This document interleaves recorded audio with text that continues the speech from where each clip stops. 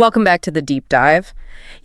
Think about the last time you had to describe yourself professionally. Right. Maybe for a job application or your annual review, or even just writing a bio for something. Yeah, it happens all the time. And if you're like, well, most people, Pretty much everyone, yeah. you probably fell back on just a handful of words, right? Yeah. The same old ones. Oh, completely. The classic generics: hardworking, friendly, detail-oriented, responsible. Exactly. And look, those qualities aren't bad things to be, but saying them, it's kind of the death of impact. How so? Well, they're basically the minimum expectation, aren't they, for almost any job? Yeah. They don't make you stand out. They don't really show your unique value. That's a great point. They just become noise, like white noise in a huge stack of applications or performance reviews. Everyone's saying the same thing. Mm-hmm.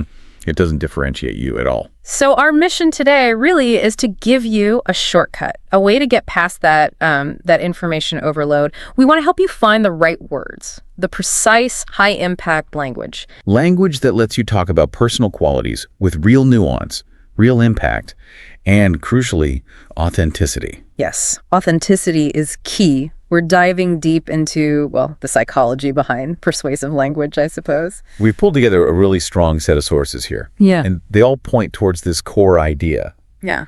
Our brains are wired for stories, for specifics, not vague claims. Okay. You don't really get credit just for listing what you are.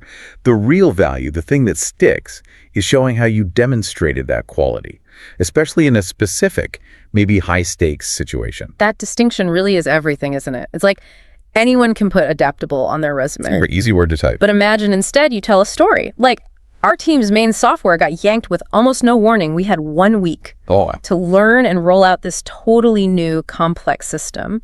And not only did I figure it out, but I then coached the rest of the team through the transition. Now that is evidence. That's proof. It takes the abstract idea, adaptability, and makes it real, concrete. You showed it under pressure. Right. And that's infinitely more powerful for anyone reading it, a hiring manager, your boss, whoever. It's the difference between hearing a rumor, like, oh, they're adaptable, and actually witnessing the event yourself through the story. Okay, I'm sold. Let's unpack this. Let's dig right into section 1, the core principle, show, don't tell. Right. So the fundamental shift, and this comes through in all our sources, is moving from just saying who you are. Passive description. Exactly. To actively demonstrating it. You need to show the qualities through specific actions, specific results, and ideally details you can quantify. That's what gives your statements authenticity and power. Makes sense. So let's tackle the biggest offender first. That phrase, I am hardworking, illustrative contrast one. Ah, yes, the classic. If you just write, I am hardworking, you're stating something that should be obvious, right? It's passive. It carries almost zero weight because, well, it's expected. It's table stakes for most jobs. So what's the alternative? How do we show hard work? You need phrases that show the effort, the persistence. Think about the verbs you use. Instead of just claiming it, try something like, I'm genuinely dedicated to seeing complex projects through to completion. See, that's already stronger. Okay, dedicated to seeing projects through. And you can add more detail. Consistently meeting deadlines, even when, say, unexpected technical hurdles pop up. Ah, so you're adding context, the challenge. Exactly. Or, I often take the initiative to fill knowledge gaps needed for the project to succeed. That shows proactivity, not just grinding away. I like that shift, because it's not just saying, oh, I stayed late, which honestly can sometimes sound like poor planning. That's a really good point, yeah? This way, it's more like, I persisted until the job was done right, even when it required me to learn something new on the fly. That shows initiative, right? And commitment to learning, reliability under pressure. That feels much more impressive. It is. It's about the outcome achieved through effort, not just the effort itself. Okay, let's try another one. Illustrative contrast 2. Problem solving. Another huge one. Gets thrown around all the time. And saying I'm good at problem solving is just, well, it's weak, it's vague. We need to upgrade the language, show the action. Okay, so instead of good at, what should we be aiming for? How about something like, I excel at identifying the root causes of complex issues. Ooh, excel at identifying root causes. Nice. And then developing strategic resolutions. It uses stronger verbs, excel, resolving. And it adds that critical step, identifying root causes. Right. That implies analysis, not just slapping on a quick fix. Exactly. It shows confidence, competence, but without sounding arrogant. You know, you're defining the type of problem solving you do. This focus on specific active language, it leads right into the idea of the power of stronger language overall, doesn't it? Like when you're writing a recommendation letter or just talking about your skills, generic stuff just gets ignored. Totally dismissed. You need to show the impact, document it. Our sources are really clear on this. Avoid what they call insincere praise. Things like, oh, John is a great guy. Yeah. Nice, but useless professionally. Exactly. It tells you nothing about what John can actually do. So you have to replace that vague compliment with something tangible, quantifiable, if possible, impact-focused. Precisely. So instead of saying John is innovative, which is abstract, right, you'd write something like, John's innovative approach to redesigning our client intake process actually resulted in a 15% reduction in data entry errors last quarter. Boom. Now you're using data. Evidence. That specificity gives it so much more weight, doesn't it? It takes the guesswork out. It removes the subjective interpretation. You're not just saying John's good. You're proving the tangible value he added. Maybe to the bottom line, maybe to efficiency, whatever it is. And getting that specific often comes down to the verbs we choose. Upgrading verbs. We need to be ruthless about cutting out the weak passive ones. Oh, absolutely. Verbs like helped, was involved in, contributed to. They're professional weaklings, as one source put it. I like that. Professional weaklings. Why are they so bad? Because they obscure your actual role, your ownership. If you say, I was involved in the project, what does that even mean? You attended one meeting. You got coffee. Right. It's vague. We need to swap those out for high-impact action verbs. Think about the context. If it's leadership, use words like spearheaded, mentored, guided. Okay. If it's about making things better, more efficient, use streamlined, implemented, optimized. Communication, negotiation. Try facilitated, negotiated, articulated. The difference is really noticeable. If I say, I spearheaded the development of a new onboarding program, that claims ownership, initiative. Yes. But if I say, I contributed to the development, it sounds like maybe I just proofread a draft or something. Exactly. The verb choice instantly signals the level of responsibility you actually held. And this all circles back to that main principle, right? Connecting actions to the bigger picture. It's not enough to just say what you did. No, you must tie it back to the impact. Yeah. How did your action help the team, the project, the organization, the client? What was the result? Okay, let's use that coffee machine example from the sources. It seems almost trivial, right? Fixing the office coffee machine. Yeah, it sounds like basic facility stuff on the surface. So if I put fix the coffee machine on my self-evaluation, my manager might just roll their eyes. How do we stop that? How do we make it meaningful? That's a great question. And it gets at a real fear people have, sounding like they're just padding their achievements list, right? Totally. The difference is all in the framing. You're not listing the task. You're demonstrating the soft skill that motivated the task. You frame it not as just fixing something, but as proactive support for the team. Okay, so I don't focus on the screwdriver and the spare part. I focus on the why. Precisely. You shift the focus to the outcome for others. So instead of fix the machine, you frame it like this. Recognizing the noticeable drop in team morale and, frankly, productivity due to the constantly broken coffee machine. So you observe the impact first. Yes. Situational awareness. I proactively addressed this ongoing workplace inconvenience. I took the initiative to research a sustainable repair solution and implemented it, ensuring a more positive and productive environment for my colleagues. Wow. Okay, that lends completely differently. You're showing you noticed the problem's effect on morale. You showed initiative. You fixed something that wasn't strictly your job. And you connected like a maybe $50 fix to the much bigger value of team morale and productivity. You're proving, you think about the office ecosystem. That's exactly it. You connected a hands-on, maybe slightly technical action to a highly valued soft skill, contributing to a positive work environment, supporting your team. It shows you understand your contribution goes beyond just your job description. You have what they call organizational citizenship behaviors. That's a powerful concept. Okay, this sets us up perfectly for the next big challenge. We've talked about showing strengths, but what about the other side, the areas where we maybe struggle a bit? Let's move into section 2. Handling weaknesses and mistakes with a growth mindset. Yes. This is often the toughest part for people.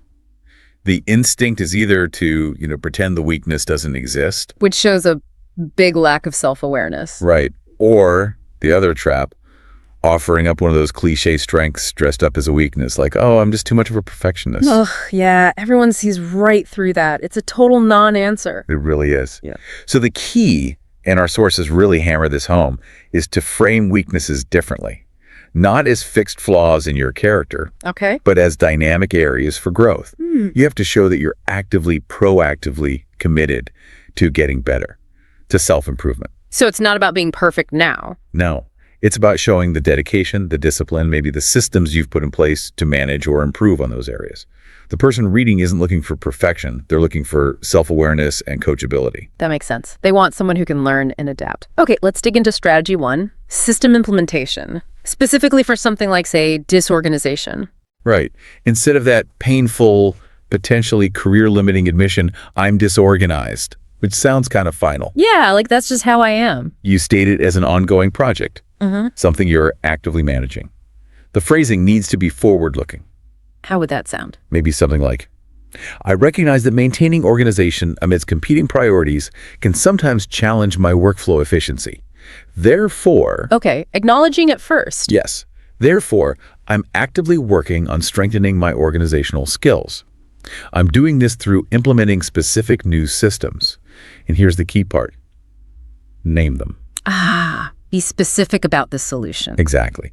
Specifically, I've adopted the Eisenhower matrix for prioritizing my tasks daily, and I'm using a digital Kanban board to visualize progress and bottlenecks. Oh, that's fantastic, because you're not just vaguely saying, I'm trying to get better. You're naming actual recognized methodologies, Eisenhower Kanban. Right. It shows you've researched solutions, you're putting in the work, you're being disciplined about it, not just making empty promises. It demonstrates deliberate action.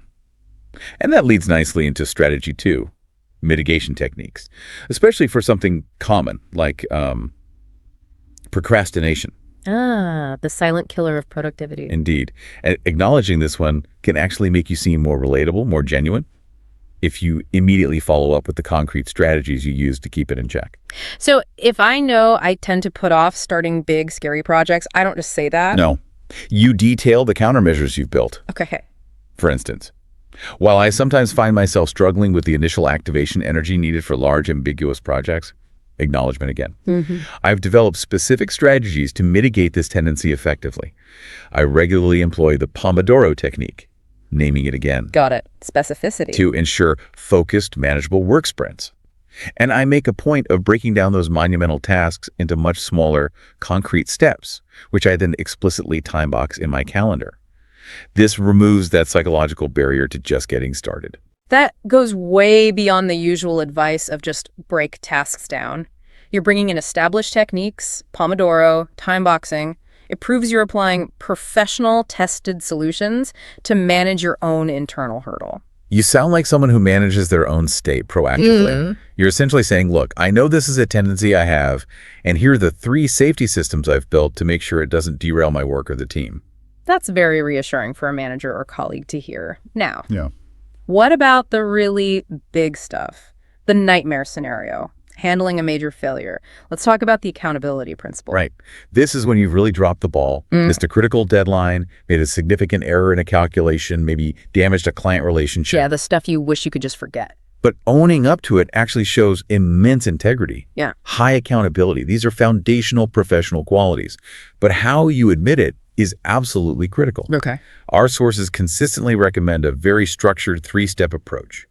This turns the failure narrative into one of growth and learning. All right, 3 steps. What's step 1? Step 1, acknowledge the mistake clearly and take full, unambiguous ownership.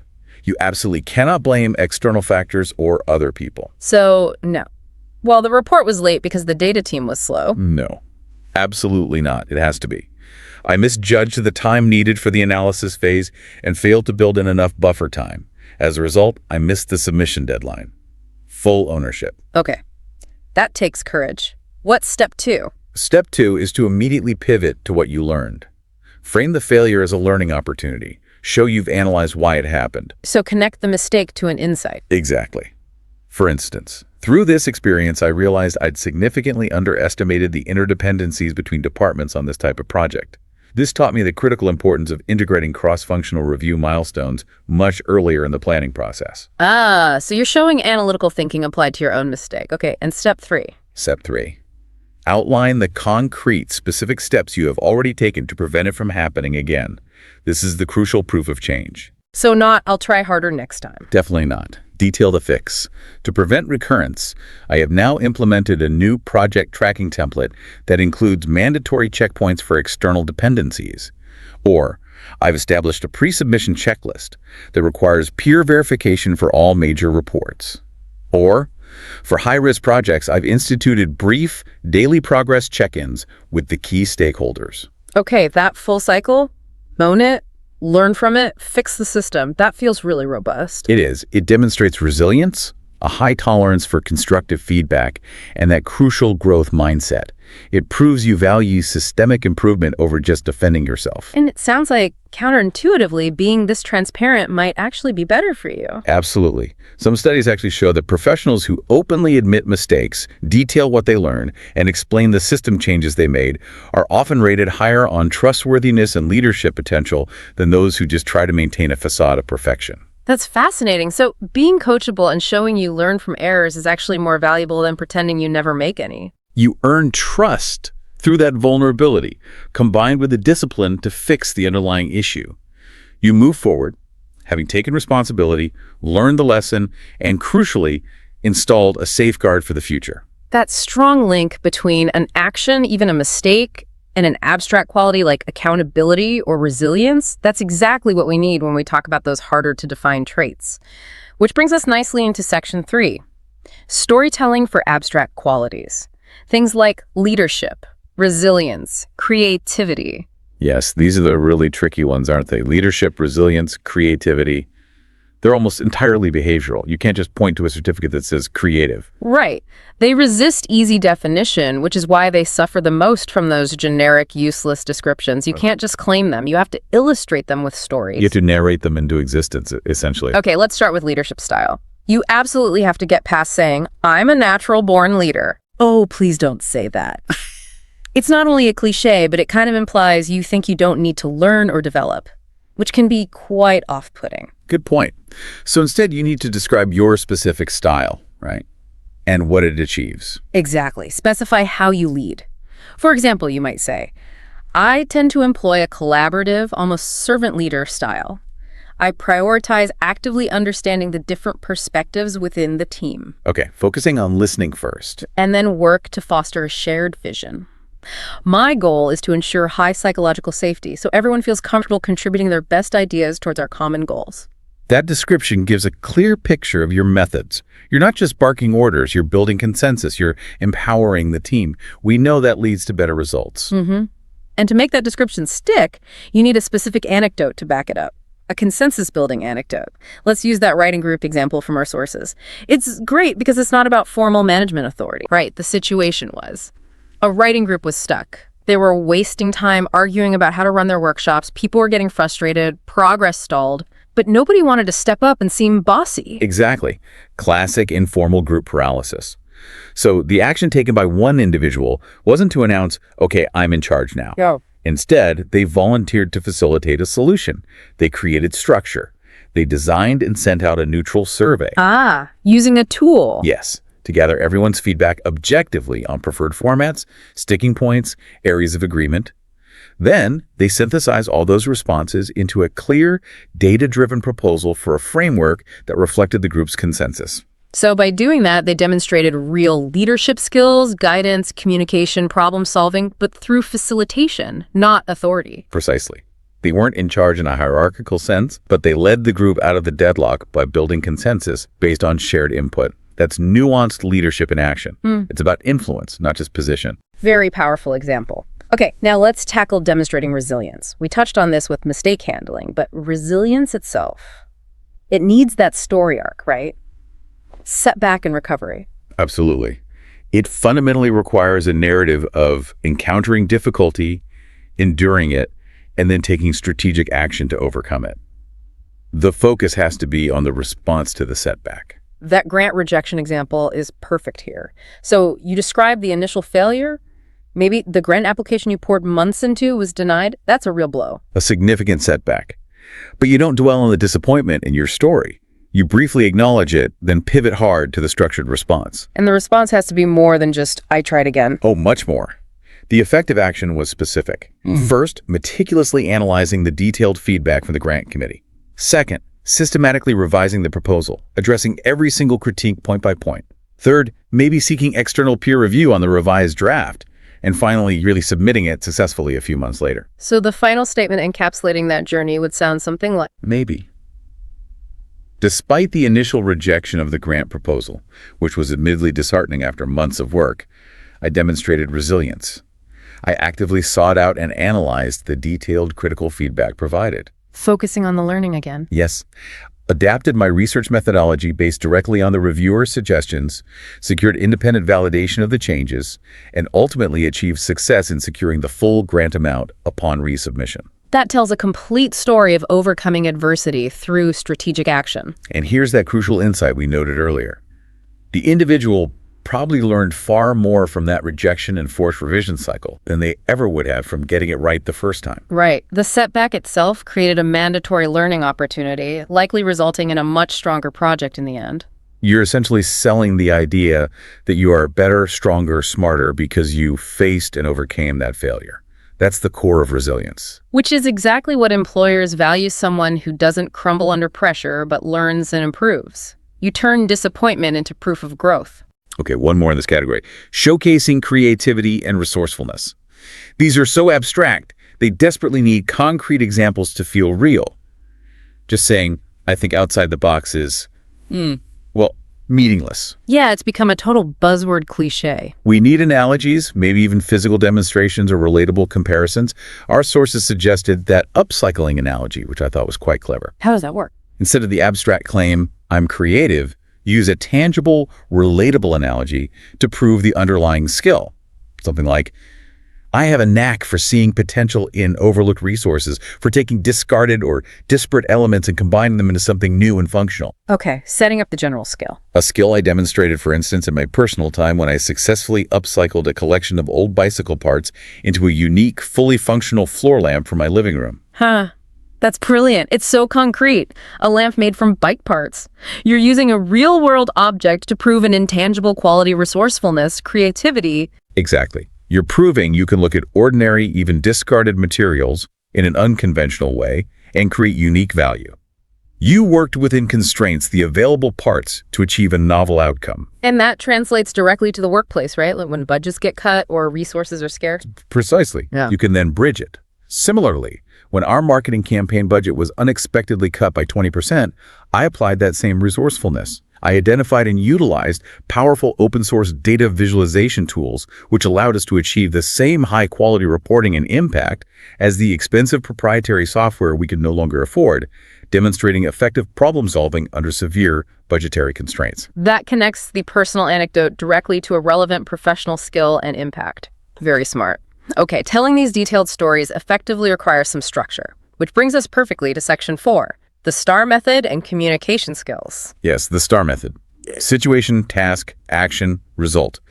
It's not just some gimmick for interviews. Our sources position it as the fundamental narrative framework for turning those vague claims into compelling, structured evidence. It forces you to provide the context, the specifics of what you did, and the outcome. Right. Exactly.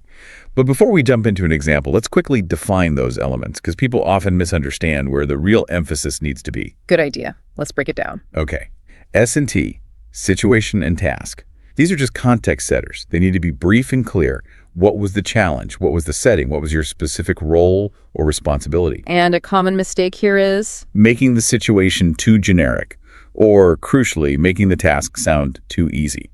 If the task wasn't genuinely challenging, the story won't be impressive no matter how well you tell it. Got it. Set the stage, make the stakes clear. Then comes A, action. This is the absolute heart of the story. This must be the most detailed part. It focuses laser-like on what you specifically did, not the team, not your boss, you. And this is where those strong action verbs come in: spearheaded, implemented, negotiated, analyzed. Precisely. The biggest pitfall here is lapsing into talking about what we did. The interviewer or reader needs to know your contribution. Use I statements liberally here. Okay, action is about my specific contribution. And finally, our result. The payoff. This absolutely must be quantified if possible, or at least qualitatively proven with strong evidence. What was the measurable outcome of your action? Did you save time, cut costs, improve satisfaction scores, increase efficiency, reduce errors? Yes, you have to close the loop. The result validates the effectiveness of your action and proves the value you delivered. Without a clear result, the story feels incomplete and unconvincing. All right, let's walk through an example. Let's transform that weak claim, "I'm organized," into a proper STAR narrative. Okay, good one. Let's build it. Situation task. The company's annual flagship conference had historically suffered from logistical issues, leading to consistently mediocre attendee feedback scores.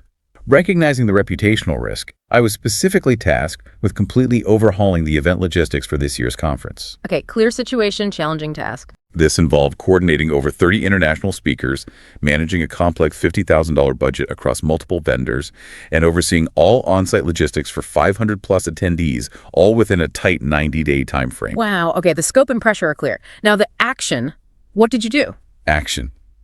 Recognizing the need for structure, I immediately implemented a centralized project management system using Asana, creating shared dashboards for transparency. I established mandatory 15-minute daily stand-up meetings with the core planning team to ensure constant alignment and rapid issue resolution. Crucially, I also developed and enforced a RAG status, red, amber, green, color coding system for all tasks and communications, allowing us to instantly identify and prioritize critical path items needing immediate attention. Okay, specific tools, Asana, specific processes, stand-ups, our AG status. Very clear what you implemented. Now, the result. This structured, proactive approach ensured that we met every single pre-event milestone, delivered the conference exactly on schedule, and ultimately came in 5% under the allocated budget. More importantly, post-conference attendee satisfaction surveys showed a 22% improvement in ratings related specifically to organization and logistics compared to the previous year.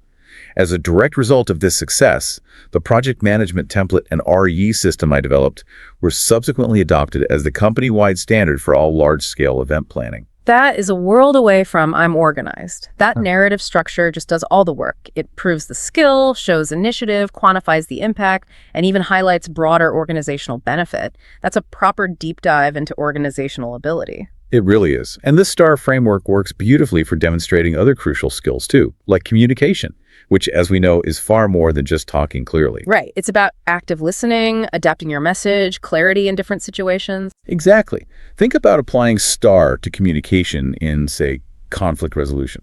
You can't just claim, "I'm good at mediating disputes." You need to show how. Okay, so what would that sound like using STAR? Situation task. Yeah. Maybe a project was stalled due to a significant disagreement between the heads of marketing and product development regarding the strategic direction for a new feature launch. Task.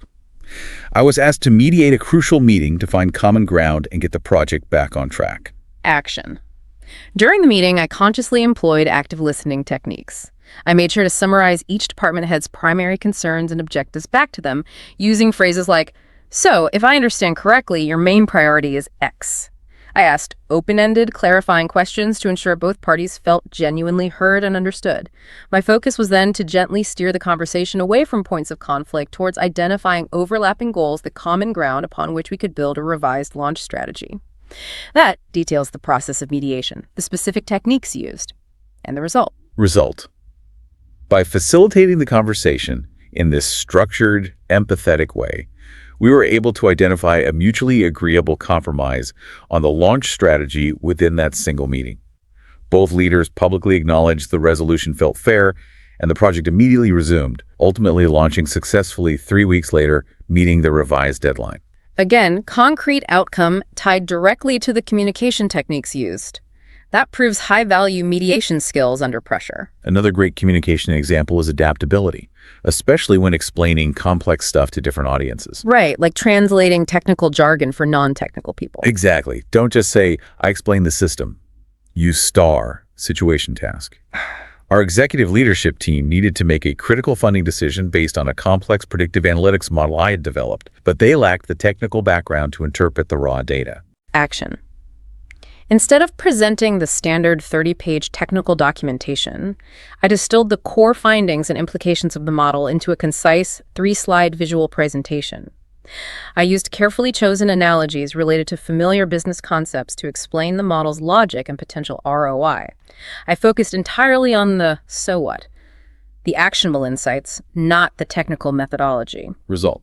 As a result, the executive team not only grasped the model's potential impact quickly, but they were able to ask targeted strategic questions.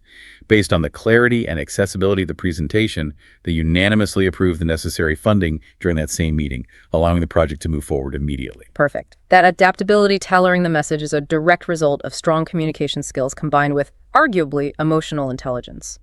You understood the audience's needs. Speaking of which, emotional intelligence, or EI, it's a term that gets thrown around a lot, sometimes misused, but demonstrating it is crucial.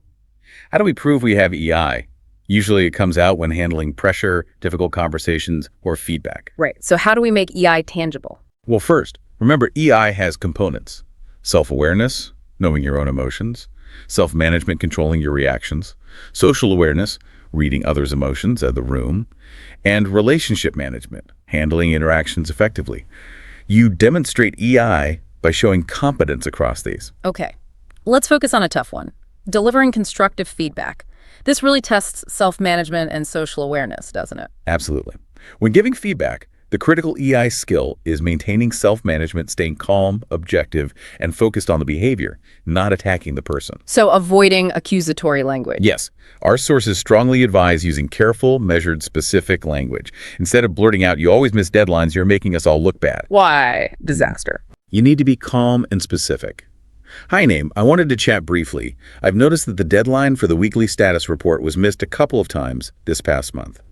When that happens, it impacts specific consequence, e.g., the client update. Can we walk through your process for that report together? Maybe we can identify ways to make tracking it easier or anticipate potential roadblocks." That's completely different. It's factual, behavior-focused, non-judgmental, and immediately offers collaboration towards a solution. Exactly. That phrasing removes the personal attack, making it much easier for the person to actually hear the feedback constructively. That demonstrates your relationship management skills.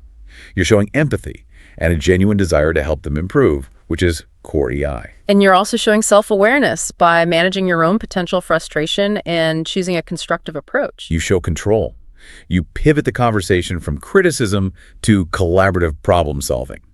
That deliberate, measured approach in a potentially tense moment is powerful proof of emotional intelligence in action. That level of intentionality, using specific techniques and frameworks like STAR, really separates you from someone just claiming these skills. And that brings us to our final section, which is about fine-tuning all of this. Section 5. Context, authenticity, and final polish. Yes, this is crucial because even the best crafted message can fall flat if the context is wrong. Audience and context sensitivity are paramount. The language, the tone, even the examples you choose, they must be tailored. Right. The way you describe your adaptability in a job application for a fast-moving tech startup is going to be very different from how you'd frame it in a performance review for, say, a large traditional bank. Completely different worlds, different priorities. And that includes things like idioms and clarity, while sometimes a well-placed idiom can add a bit of color in very informal chat. Like thinking outside the box. Exactly. But phrases like that, or corporate jargon like synergy, become so overused they often signal laziness or a lack of original thought. In any formal context applications, reports, they should generally be avoided. Stick to clear, precise language.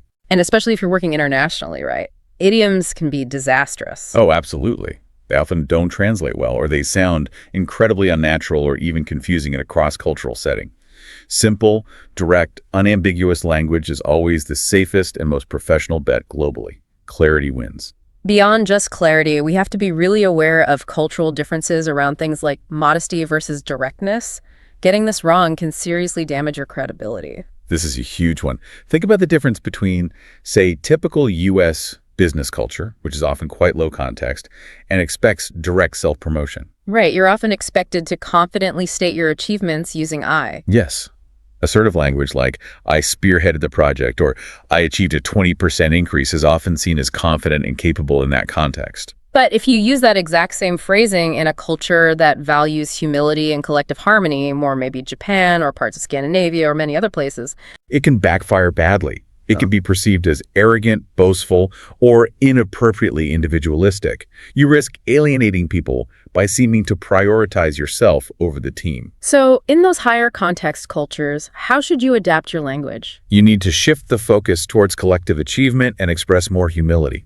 Instead of "I spearheaded," You might say something like, I was privileged to facilitate the team's successful completion of the project, or my contribution focused on specific tasks which helped our team collectively achieve the goal. You downplay your individual role and emphasize the group's success, even if you were the main driver. Understanding this nuance is critical. And it's not just national culture, right? It's industry and company culture, too. Definitely. If you're applying to a bleeding-edge startup, you'll want to emphasize qualities like agility, adaptability, learning quickly, thriving, and ambiguity. Whereas for a highly regulated environment like finance or government, those same words might sound risky or unstable. There, you'd want to emphasize attention to detail, meticulousness, adherence to process, compliance focus, risk management. You tailor your evidence to align with the core values and needs of that specific organization. That tailoring is key, which leads us to the power of authenticity. We've talked about using strong language, but there's a danger in going too far, isn't there? Trying to sound too smart or overly formal. Oh, absolutely. Using a thesaurus just to swap simple words for overly complex $5 words you wouldn't normally use. Yeah. It often comes across as pretentious or insecure. It creates a disconnect. Like you're trying too hard, maybe hiding something. Exactly. Genuine self-awareness and honesty are valuable qualities in themselves. People connect with authenticity. Trying to project an image that isn't really you is hard to sustain and often transparent. And practically speaking, if you wildly misrepresent yourself, say, you claim to be hyper-detail-oriented using perfectly polished language, but in reality, you struggle with details. That gap will become obvious very quickly once you're in the role. And that erodes trust immediately. It's ultimately much easier and better for everyone if you've accurately and authentically represented both your strengths and your genuine areas for growth right from the start. Authenticity leads to better long-term job fit. Focus on honest, evidence-based descriptions. Okay, so we've crafted our stories, tailored them, kept them authentic. What's the final step? The final polish comes from gaining feedback and practice. You can't really know how your message lands until you test it on others. Right. So first step, ask people you trust, friends, mentors, maybe former colleagues, to read your descriptions or listen to your stories. Yes, but don't just ask, does this sound good? Ask specific, probing questions. When you read this story about how I handle that conflict, does it clearly show mediation skills? Or does it sound like I just got lucky? Or is the results section here specific enough? Can you clearly see the impact? Get targeted feedback. Good point. Be specific in asking for feedback. And the second part is practice, especially for interviews or presentations. Crucial. Practice telling your star stories out loud. So many people write beautiful answers, but then they sound hesitant, or they ramble, or they forget key details when they're actually speaking under pressure. Yeah, the translation from written to spoken can be tricky. Recording yourself audio or video, even if it feels awkward to watch back, is incredibly helpful. You'll immediately spot filler words, the ums, ahs, likes, you knows. You can check if you're being concise, hitting the key points within a reasonable time, like maybe 90 seconds for a typical star answer. And practice helps with the nonverbal stuff too, right? Posture, eye contact, tone. Hugely important. Your nonverbal communication needs to match your message. If you're telling a powerful story about resilience, but you're slumped over, avoiding eye contact, and your voice is monotone, the message gets completely undermined. Your body language screams lack of confidence, contradicting your words. So confidence comes not just from the strong verbs, but from the conviction in your delivery. Absolutely. Practicing out loud helps integrate the mental structure, the star points, with the physical delivery, the tone, pace, and posture. It makes the whole package more compelling and believable. Wow, we have covered a ton of ground today. We've gone all the way from why generic adjectives fail to the power of showing versus telling, handling weaknesses, using star, and finally the importance of context and authenticity. This really feels like a complete toolkit. It aims to be. It's about moving towards a much more intentional, evidence-based way of articulating your professional value. Okay, let's try and summarize the absolute key takeaways for everyone listening. Sure, I think the big ones are, first, fundamentally, show, don't tell. Use specific actions, strong verbs, and quantified results whenever possible. Second, frame weaknesses constructively. Present them as areas of managed growth, detailing the specific systems or strategies you're actively using to improve. Third, structure your proof. Using the STAR method: situation, task, action, result.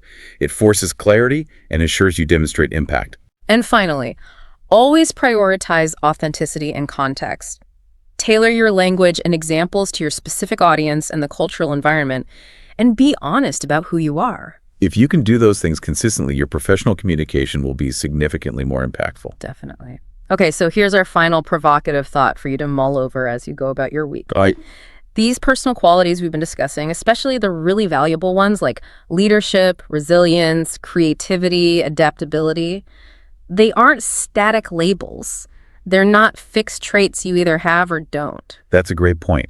They are dynamic, they evolve, they are skills you build and demonstrate through action over time. So maybe the greatest impact you can actually showcase isn't some imaginary state of current perfection. No. But rather your proven capacity and willingness for continuous learning and improvement. True accountability isn't just saying sorry for a mistake.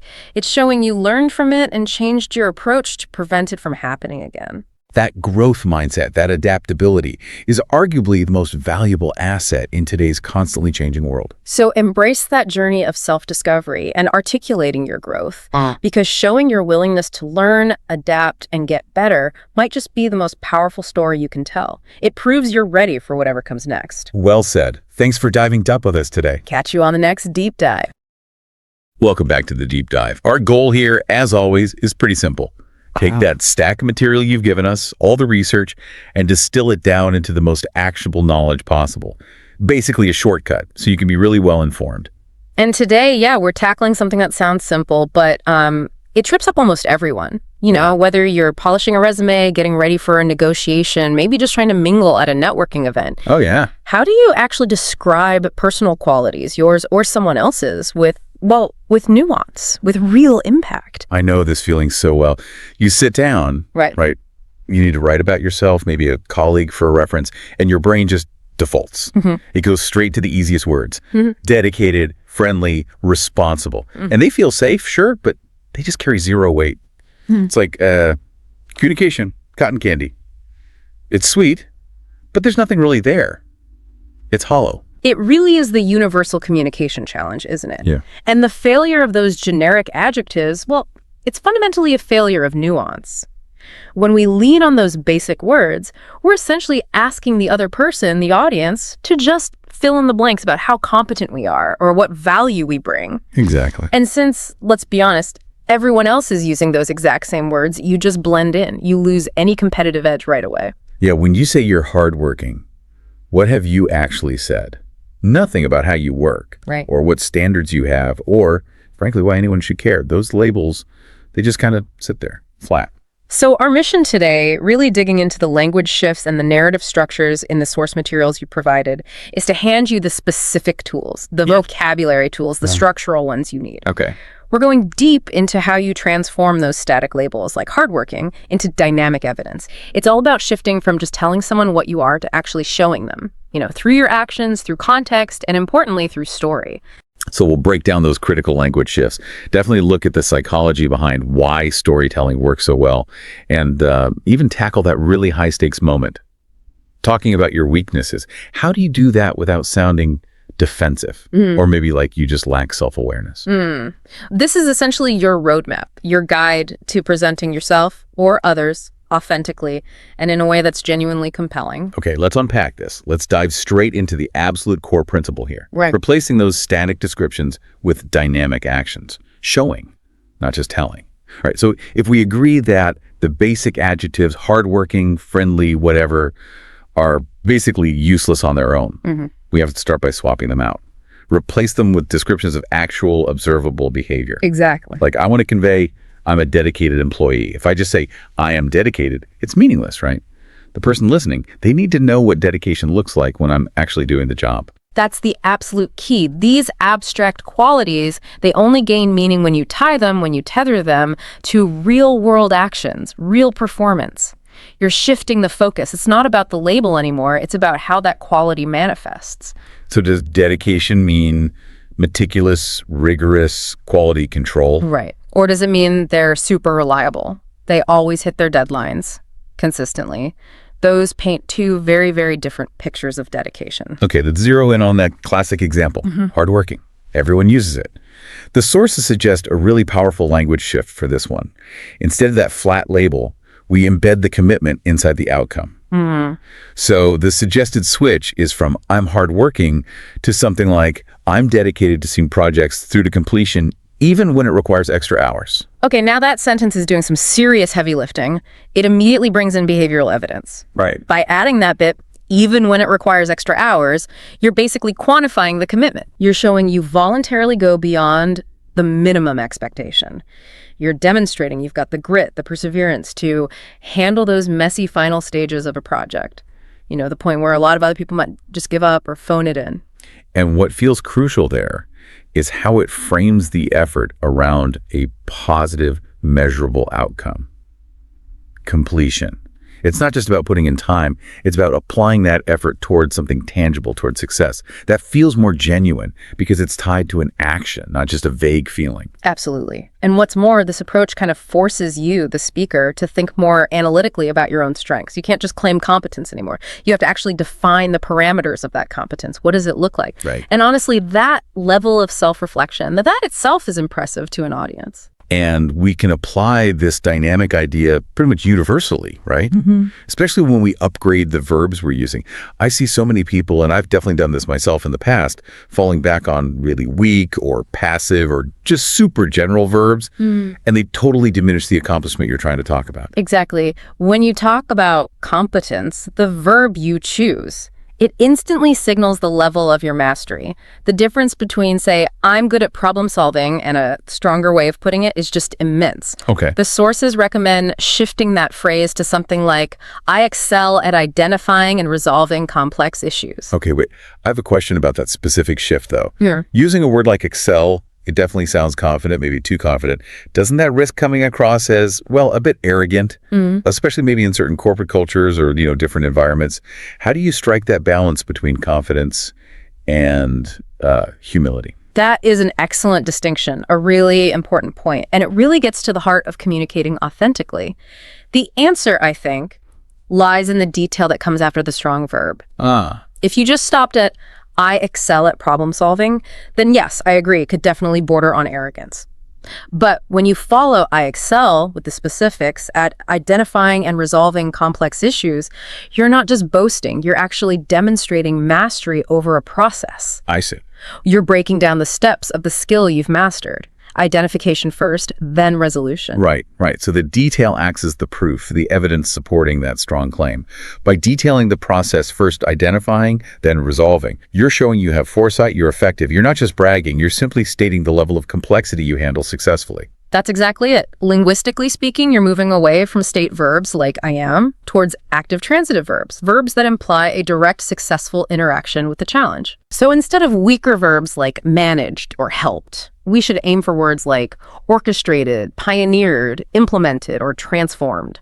These verbs just carry more energy, kinetic energy. They imply you're proactive, making changes, not just passively participating. So, okay, let's take another common one. If I wanted to describe my communication skills, another area where people get really generic, I shouldn't just say I'm a good communicator. What's the upgrade path there? Well, again, we need to define the type of communication you actually master. Are you great at presentations, running meetings, writing reports? If, say, you're really good at running meetings, you could phrase it as, I orchestrate collaborative discussions to ensure every team member's voice is heard, effectively facilitating consensus even across disparate departments. Wow. Okay, yeah. That's a massive difference. Good communicator sounds like, well, you can speak the language, but orchestrating collaborative discussions? That sounds like you possess some serious high-level strategic influence and, frankly, social intelligence. It shows you understand communication isn't just a one-way street, right? It's not just about delivering information. It's about structuring the environment to maximize a productive exchange of ideas. And this is a crucial takeaway for you listening. Spending that dedicated time upgrading your adjectives into action-oriented phrases and swapping out weak verbs for strong, specific ones, that is probably the highest leverage communication shift you can possibly make. It forces you to define, not just describe, what you're actually competent at. That makes perfect sense. We're essentially making our language as specific and dynamic as we possibly can. But I imagine, even with strong verbs and great phrases, people are still going to struggle with maybe the hardest topic of all, talking about failures or weaknesses. Let's slow down a bit here and pivot into that thorny territory in part 2. Okay, let's talk about the really tricky part of describing yourself. Weaknesses. I know I struggle with this because, well, when you have to describe a flaw, you feel like you're walking this tightrope, right? You don't want to sound like you're just making excuses for yourself, but you absolutely don't want to come across as lacking self-awareness about something important. It's tough. The difficulty here is, I think, as much emotional as it is about the language you choose. The goal isn't to try and hide your imperfections. That would just be inauthentic, and people see through that. Right. The goal is to demonstrate that you possess the maturity and maybe the structural thinking to actively work on them, to mitigate them. Honestly, the struggle to describe weaknesses forces you to confront your own self-awareness head-on. So the key strategy outlined in the source material seems really powerful here. Framing weaknesses not as fixed flaws, but as areas for growth. That's a subtle shift, but it immediately implies movement, doesn't it? Progress, change. Precisely. If you use language that implies you're making an ongoing effort, maybe implementing systemic change, you turn what could be a passive statement of failure into an active statement of progress. Let's take that classic example. I am disorganized. That's such a definitive statement, isn't it? It signals a fixed personal trait. It basically invites the person listening to just imagine piles of paper, missed deadlines, chaos. So the suggested language shift is something like, I'm actively working on improving my organizational skills through the implementation of new systems. Now, okay, that sounds great written down, but I'm going to push back a little here. Isn't there a risk that by mentioning specific systems, you might actually sound more anxious or, desperate about your organizational problems? How do we balance sounding proactive with maybe sounding a bit neurotic about our flaws? That's a highly insightful critique, a really fair question. The balance, I believe, is maintained by the nature of the systems you choose to mention. If you just vaguely say systems, yes, it could sound a bit evasive or like you're trying too hard. Okay. But if you can define the systematic approach you're taking, you demonstrate structured thought, not just emotional worry. A genuinely proactive person doesn't just fret about being disorganized, they develop a protocol, a system to deal with it. Okay, so let's really dig into the detail on that disorganization example then. What kind of specific new systems could someone realistically mention to make it sound structured, not just worried? Right. We need specifics to make it credible. So for instance, example 1, maybe it's digital. You could explain that you struggled perhaps with managing lots of competing priorities. So the solution was adopting a specific time blocking method, maybe using a tool like Asana or Notion. And you could add that this allows you to visually map out projects and maybe even buffer, say, 30% more time for those unexpected things that always crop up. That shows you're tech savvy and you plan ahead.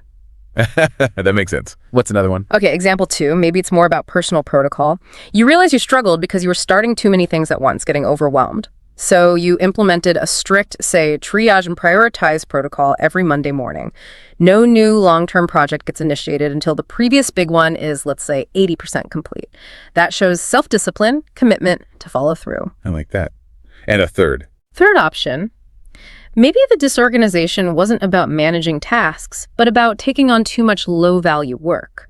So the system you implemented was learning how to delegate more effectively, or maybe using automated tools for routine tasks. That frees up your cognitive space, your mental energy, for the higher-level strategic planning. Wow, okay. That level of detail completely transforms the conversation.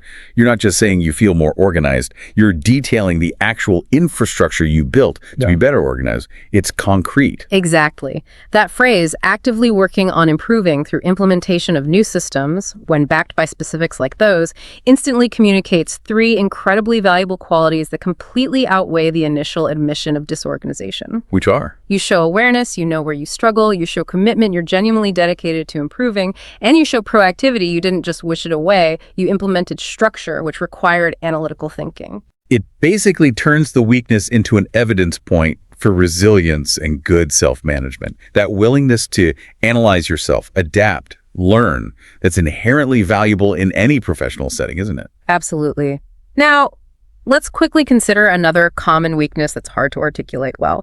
People who describe themselves as, too detail-focused or a perfectionist. If you just say, my weakness is that I'm a perfectionist, it sounds like such a cliche, a humble brag. Yes, that's almost a non-answer, isn't it? How do we frame that constructively? Well, the real weakness isn't the perfectionism itself, it's the potential consequence, the risk of delay, or getting completely bogged down in tiny details, losing sight of the deadline. Right. So the area for growth is about optimizing efficiency while still maintaining those high-quality standards. The reframing should sound something like this. Historically, I sometimes dedicated maybe a bit too much time to the final polishing phase of a project. However, I've implemented a system of enforced time boxing, specifically for quality assurance checks. This ensures high standards are met without compromising those critical delivery timelines. Okay, that demonstrates you actually understand the trade-off involved. You acknowledge quality is important, but you've recognized the potential operational drag, the inefficiency, and you developed a specific system, time boxing, to solve it. That shows real maturity in how you allocate resources, like your time. The underlying message always must be growth-oriented. You're not pretending you're perfect. You're demonstrating that you're a highly coachable person, someone who actively seeks out solutions to problems you've identified in yourself.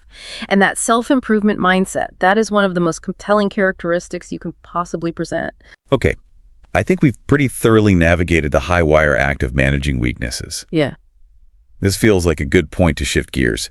Let's move from managing single sentences and flaws to what might be the ultimate tool for description. Mastering narrative, telling stories. A lot of people, and I would definitely put myself in this category, sometimes find it fundamentally awkward to boast or just list off achievements. It just feels uncomfortable, maybe a bit unnatural. Mm-hmm. But when we shift from listing facts to actually telling a story, somehow that discomfort just dissolves, doesn't it?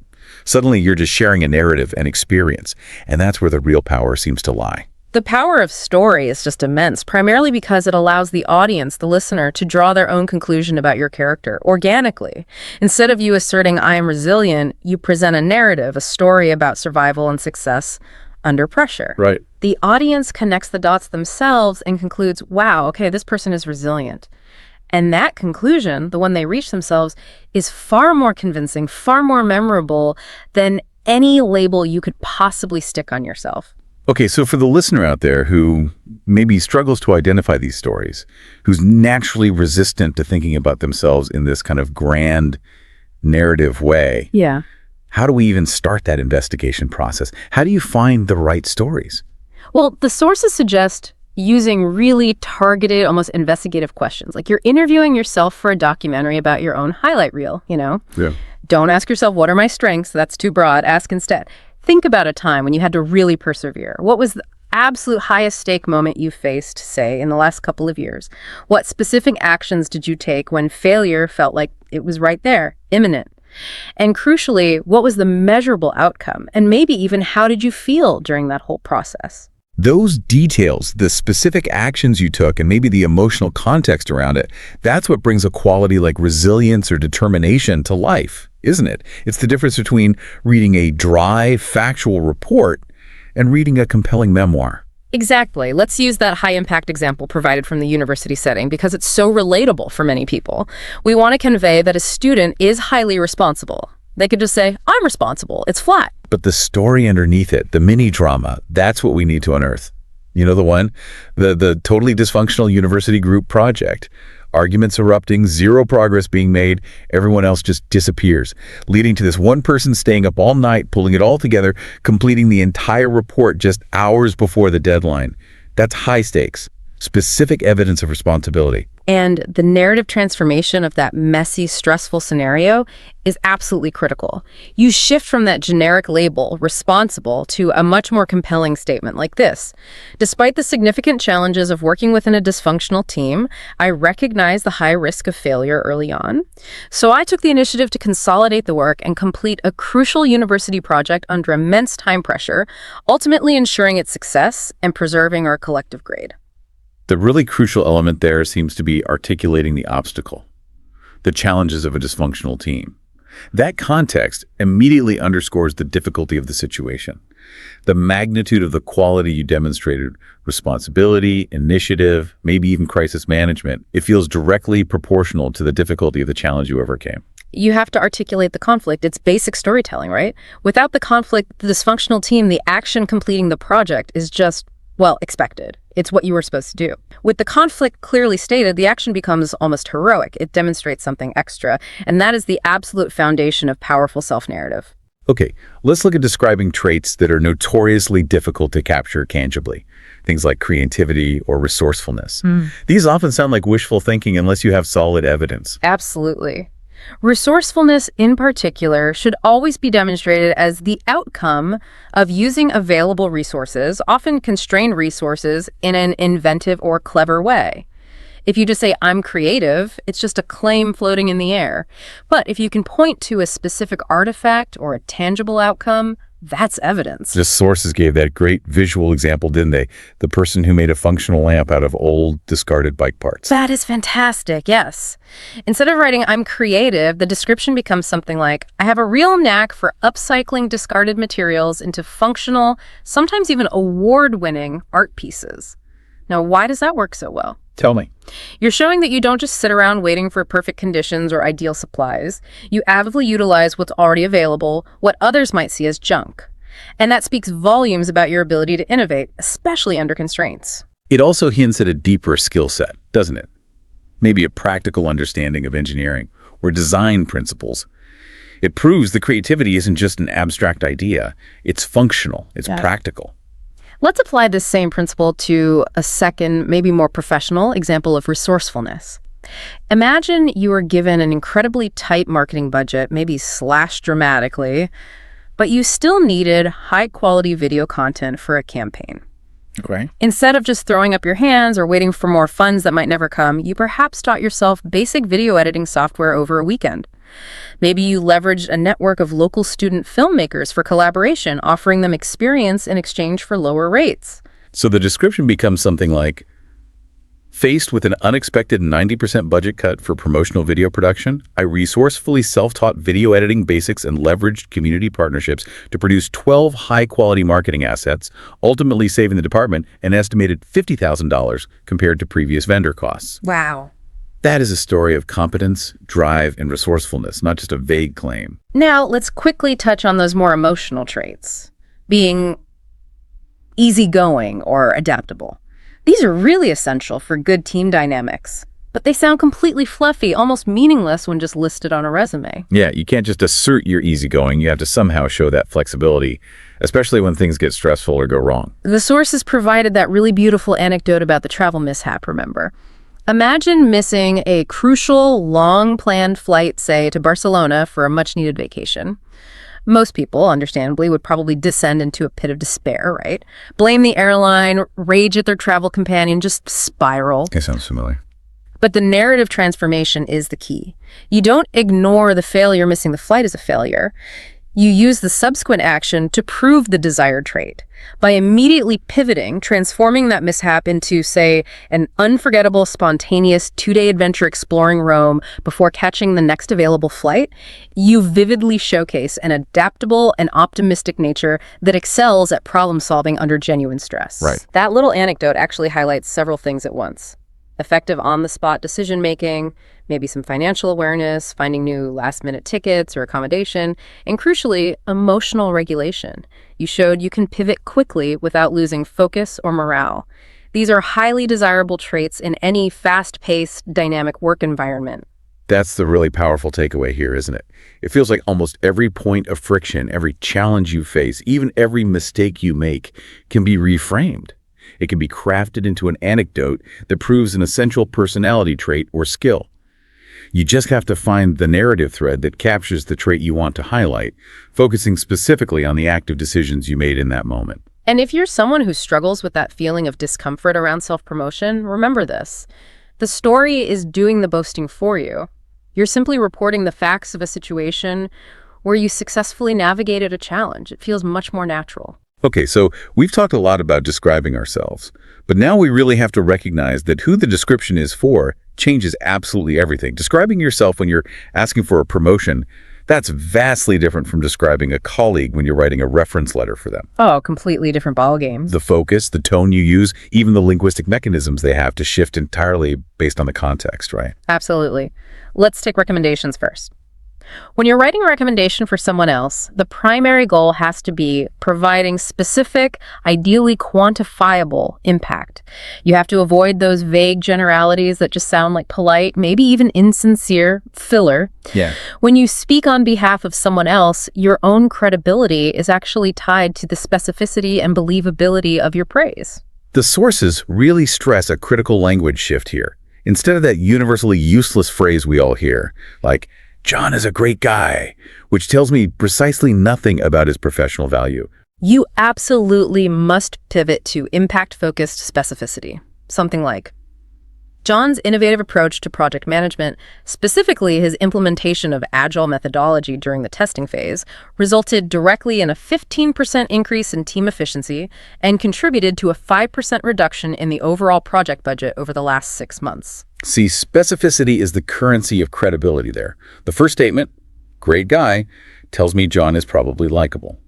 The second statement tells me John is highly valuable and delivered actual measurable results. It clearly links his action, that innovative approach, directly to a quantifiable business outcome. And this is so critical for you listening if you're ever writing references or even performance reviews. You must move past just listing someone's duties or responsibilities and focus laser-like on their unique impact. We often see phrases like good team player, which might be the worst offender of all. Why the worst? Because it means basically nothing. It's the bare minimum expectation in almost any collaborative environment. It doesn't differentiate them at all. So how do we upgrade good team player to something actually meaningful in a recommendation letter or review? Instead of that generic label, you highlight their specialized contribution to the team's success. For instance, you could say, her unique ability to mediate high-stakes conflicts between departments and skillfully build consensus across 3 separate, often siloed teams makes her an absolutely invaluable asset to any collaborative project. Okay, that clarifies the mechanism of her contribution. She isn't just passively agreeable, she actively facilitates solutions. She resolves disputes. That's a form of active, essential leadership within a team structure, even if she's not the formal leader. Precisely. Now, let's think about initiative again, but specifically in the context of describing yourself, maybe for a formal performance review. We established earlier that initiative means identifying a problem and taking action without being told. It requires a tangible story. Right, you can't just claim you have initiative, you have to demonstrate it. Yeah. Let's bring back that famous, maybe slightly overused, but still powerful coffee machine example and really analyze the framing of it. Yes, this simple, relatable anecdote works so well because it illustrates high-level skills like problem-solving, observation, proactivity through a seemingly low-level problem.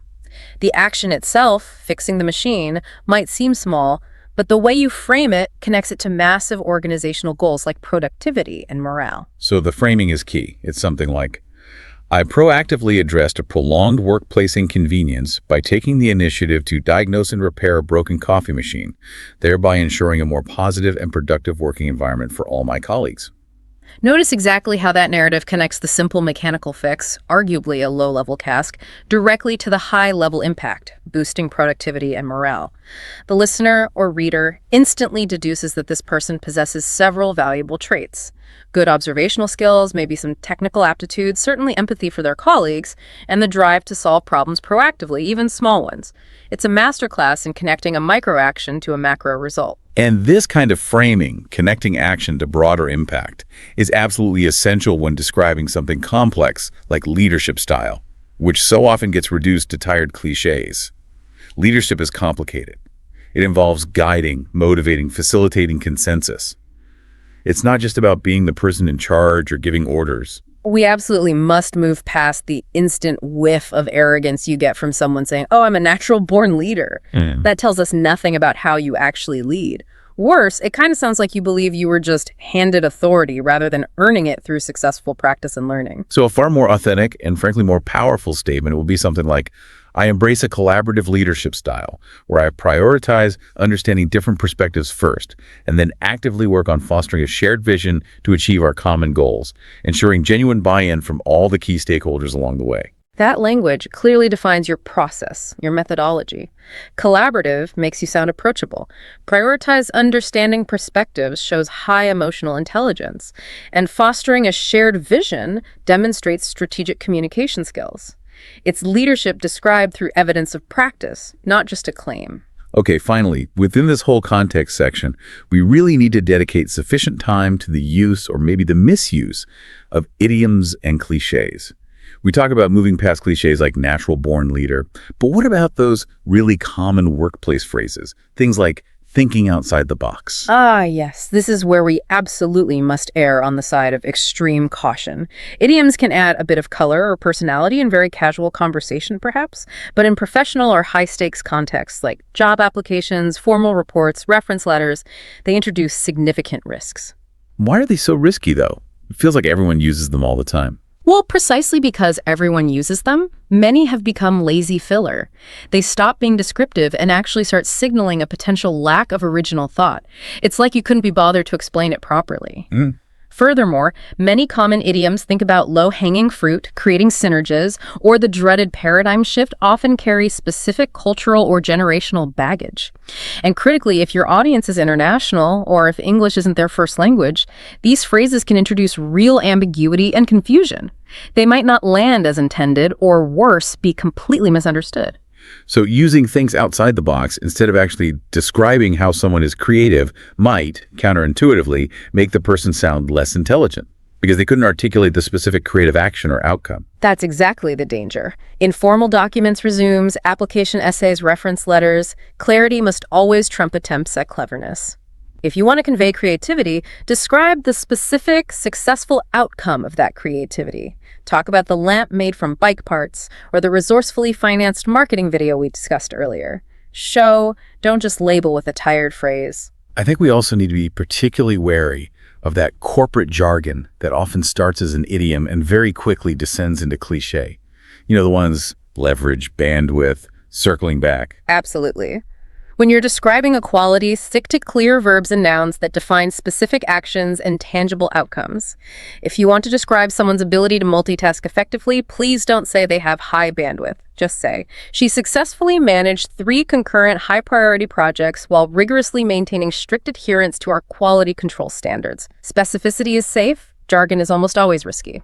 Okay, so the takeaways for this whole section seem crystal clear. Tailor your message very carefully to the audience and the context. Avoid the lazy linguistic shortcut of idioms and cliches, especially in formal settings, and ensure that all praise, especially when describing others, is tightly linked to specific, quantifiable impact. That brings us nicely, I think, to the most practical tool in our entire toolbox for structuring these descriptions. We've firmly established that stories are absolutely essential for making descriptions impactful and memorable. But even a great story can still fall flat if it just rambles on, or if it misses the key components needed to actually prove the quality you're illustrating. Right. This is where the STAR method comes in. It provides that essential scaffolding, a really practical, logical template for structuring your anecdotes to ensure they have maximum clarity and impact. The STAR method is pretty much ubiquitous in hiring and performance reviews for a very good reason. It works. It forces the narrator, the storyteller, to include all the necessary contextual elements that actually prove the trait or skill being discussed. It's a systematic 4-step structure that basically prevents you from skipping over crucial details. Okay. And STAR, of course, stands for situation, task, action, and result. Let's break down the specific demands of each step for the listener. Make sure everyone's clear on what goes where. Okay. So the situation S. This sets the stage. This is the context, the background story. It needs to clearly articulate the difficulty or the complexity of the event you're describing so the audience really understands the magnitude of the challenge you faced. It answers the basic questions. What was the environment like? Where were you? What was the specific challenge presented? Got it. Situation sets the scene. Then comes task T. Why is this distinct from the situation? The task is crucial because it defines your specific objective within that situation. It clarifies the goal you were trying to achieve. This allows the listener later to effectively measure the success of your actions against that stated goal. It answers what specifically needed to be done and, critically, what was your specific responsibility within that broader situation. Okay. Situation, task. Now the action. Hey. You said this is the heart of the story. It absolutely is. And it's honestly where most people fail when using STAR. This step requires you to detail the specific proactive steps that you personally took to address the situation and complete the defined task. So focus on I. Yes, this step must be hyper-focused on I did this, I decided that, not we did or the team decided, unless, of course, the skill you're specifically trying to demonstrate is delegation or collaborative leadership. But generally, it answers, what did you specifically do step by step? And maybe, why did you choose that particular course of action over others? Right, makes sense. And finally, the result, closing the loop. Exactly. The result closes the loop by describing the positive outcome of your specific actions. This is your proof point, the payoff for the story. And ideally, it should be quantifiable whenever humanly possible. Think numbers, percentages, time saved, costs reduced. And if you can't quantify it? If you can't put a hard number on it, then you need to clearly articulate the qualitative impact. Did it significantly improve team morale? Did it dramatically increase customer satisfaction scores? Did it solve a complex structural problem that had been plaguing the department for years? It answers. What was the measurable or clearly observable outcome? And what was the lasting impact, if any? Okay, framework clear. Let's apply this full structure now to that coffee machine example again. Let's turn that simple fix into a perfectly structured STAR narrative that demonstrates initiative and problem solving. Then maybe we can try a more complex one. Perfect. Let's nail the coffee machine first, proving initiative using STAR. Okay, lay it out. Right, 1. Situation S. Okay, so for about 2 weeks straight, the main automated espresso machine in our office break room was constantly malfunctioning. It was causing noticeable daily friction, people grumbling, wasting time, waiting around, definitely dips in morale and focus as everyone sought alternatives. 2. Task T. All right, now the task. Although it wasn't officially part of my job description at all, I made it my personal objective to find a quick, cost-effective solution. My goal was to restore full functionality and just eliminate this daily distraction that was clearly impacting the whole team's productivity. 3. Action A. So what did I do? I volunteered to take a look at the machine during my lunch break one day. Using some online schematics I found, I diagnosed the issue turned out to be a pretty simple blockage in the descaling system.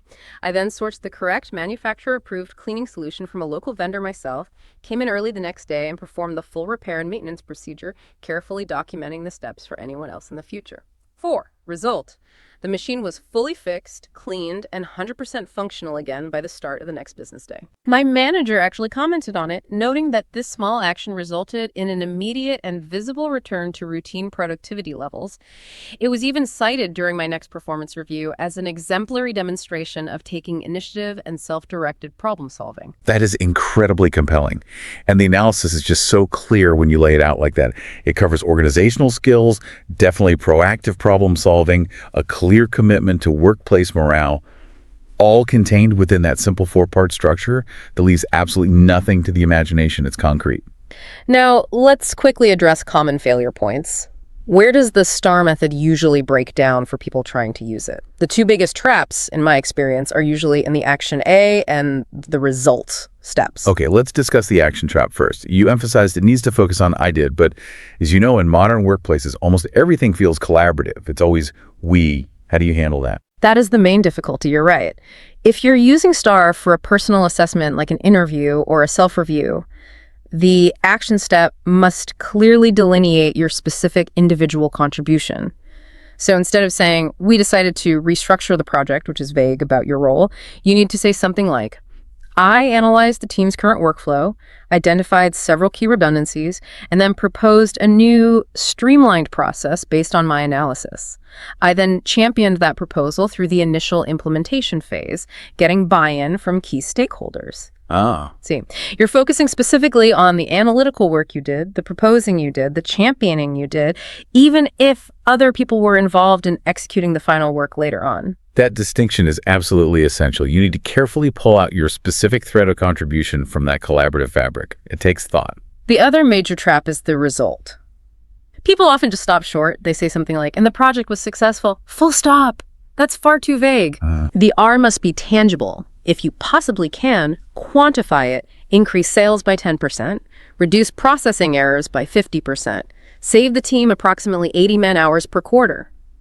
If you absolutely cannot quantify it, then you need to quantify the qualitative impact clearly. Did it measurably improve client retention rates? Did it lead to a documented increase in team engagement scores? Did it solve a complex structural problem that had demonstrably plagued the department for years and was holding things back? Okay, let's put this framework under a more rigorous test now with a more complex, maybe higher stakes professional STAR example.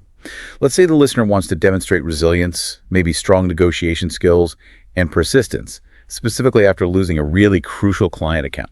That's a tough one to spin positively. Okay, yeah, that's high stakes. Let's frame it around, say, a mid-sized marketing firm that suddenly loses its single largest client. Not due to poor performance, let's say, but due to unexpected, massive budget cuts on the client's end. Perfect scenario. Stressful, requires action. Let's walk through the STAR for that recovery effort. All right, let's do it. 1, situation S.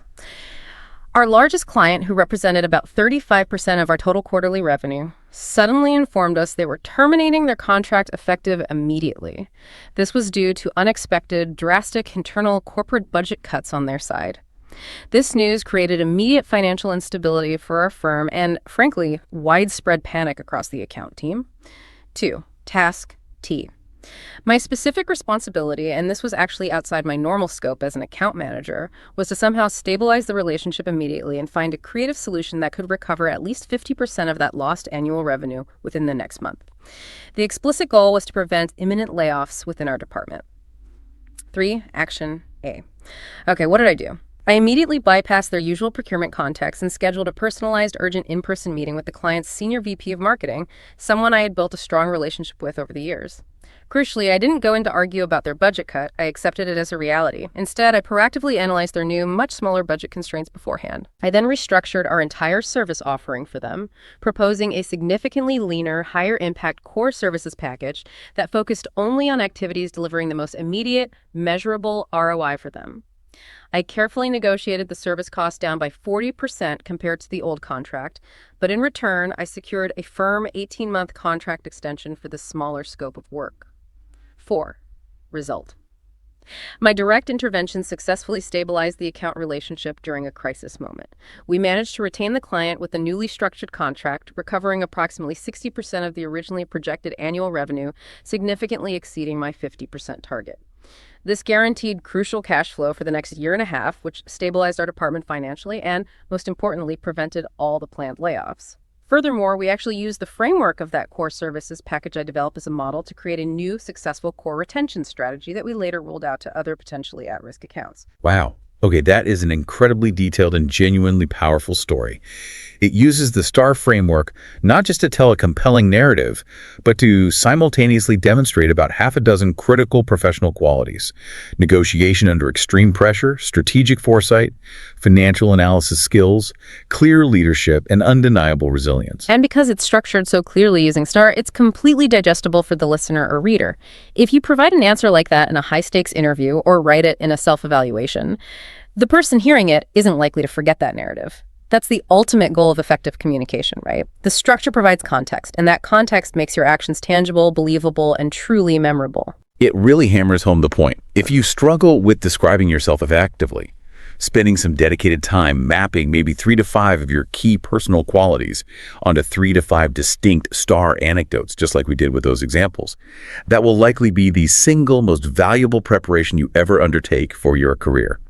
#outro. Wow, this has been a really necessary and I think incredibly detailed deep dive into the nuances of language and structure for describing ourselves and others. To try and synthesize the massive amount of detail we've covered today, here are the absolute core strategies, the key takeaways for you to start implementing immediately. Okay, first and most fundamentally, stop listing those generic adjectives. Just stop. They are linguistic placeholders, as we said, and they actively undermine your credibility and your authenticity. Instead, start telling genuine, detailed stories that focus on concrete behavioral evidence. Show, don't just tell. Second, absolutely use the STAR method: situation, task, action, result, to give those stories a clear, logical structure. Ensure they are impactful, make sure they clearly demonstrate your unique role and contribution, and pay really close attention to the specificity of your action, the A, and the quantifiability, whenever possible, of your result. Third, when you absolutely have to address weaknesses, focus on demonstrating self-awareness and a systematic commitment to improvement. Frame those flaws not as fixed permanent deficits, but as active areas for growth where you are consciously implementing new protocols, systems, or learning specific structural skills to overcome them. Show the journey. And fourth, be acutely mindful of your audience and the specific context. Avoid those lazy cliches and idioms, especially in formal settings like applications or reviews. And when you're writing recommendations or evaluations for other people, focus intensely on their specific quantifiable achievements, clearly linking their unique actions directly to measurable, positive outcomes. The crucial point we keep returning to, and it really is the through line connecting all the source materials we analyzed, is authenticity. This isn't about inventing qualities you don't actually possess or exaggerating your accomplishments. It's about learning how to effectively showcase the qualities you do genuinely possess, using authentic language and specific, verifiable examples. If your language feels manufactured or forced or exaggerated, that misalignment will instantly undermine the credibility you've worked so hard to build. Yeah, the essential part of this entire endeavor, really, is being able to articulate our strengths and maybe even our core values in a way that truly resonates with other people. And honestly, when you demonstrate the capacity to critically analyze your own performance, to understand and address your flaws constructively, and to articulate your value through concrete evidence, that in itself shows incredibly high self-awareness and strong analytical thinking. Remember that honesty and self-awareness are incredibly valuable qualities in their own right, and they will shine through naturally in every description you craft as long as you prioritize sharing real evidence over just listing empty, generic adjectives. Thanks so much for diving deep with us today. Now go out there and define your narrative. Catch you on the next deep dive.